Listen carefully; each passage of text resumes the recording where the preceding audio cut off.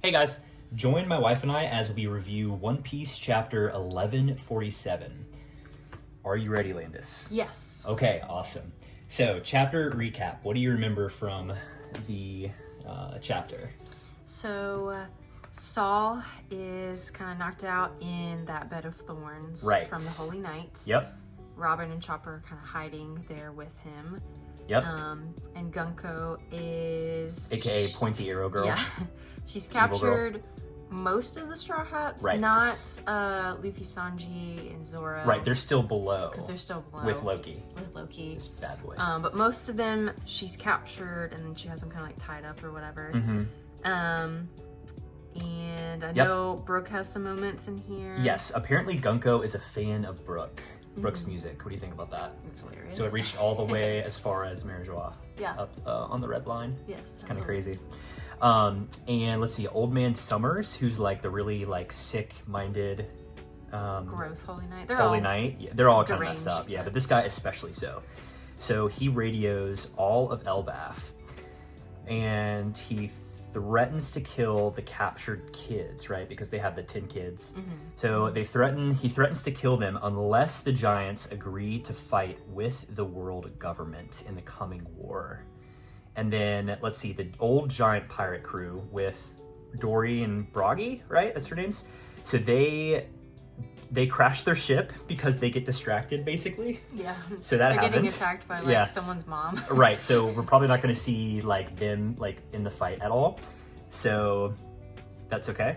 And let's see. So Summers tries to get Chief Jarul, like the really old guy with the axe in his head or whatever, so to agree to the terms as soon as possible. So it's almost like they want Jarul to like go ahead and give the okay so that they don't have to like make it continue on, because I think they know that if the Straw Hats get to them, it's not going to work. Yeah. So Summers was like, "All right, King Jarul or Chief Jarul, go ahead and give us your answer. Make this bargain." Yeah, make the bargain. So, but before Jarul says anything, we have Robin and Mr. Ya, who have seen enough, right? They're like, okay, so we were still going to save the kids when you kidnapped them, but the fact that you're going to kill them now, excuse me, right? So they both go nuclear, basically. And the last panel shows them getting ready to fight the Holy Knights, and then obviously hopefully save the children. So yeah, what do you think, Landis? Any thoughts on what happened? Interesting, very interesting. We now know their plot and their scheme. Yes, yeah.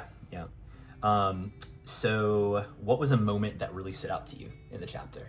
My favorite moment probably was when Brooke, she basically is like, "I'm gonna take you and I'm gonna make you my slave." Right. And Brooke is adamantly against that, and he says, "I would rather die than live without honor," meaning like once he's been a part of Luffy's crew, he's never gonna give up on his captain. Yeah, that was pretty sick. That was that show of loyalty and strength of character, and he got hurt after that, like Gunko knocked him kicks out. him, yeah. Right. And just seeing that was a good character moment for Brooke. I'm kind of jealous that you said that, because that was my moment. But I will also say, I think the last panel showing Robin and Mr. Ya, or Scabbard, whatever his name is, like ready to throw down. Like even though they may have a challenge fighting the Holy Knights, I feel like Robin will probably have a challenge, but I think Scabbard probably has the best chance. I'm not too sure. So, but having them like ready to throw down at the end, even if it means they may lose their life, is pretty sick. So I would say that would be my most significant moment. Okay, and would you say that Brooks is your standout character?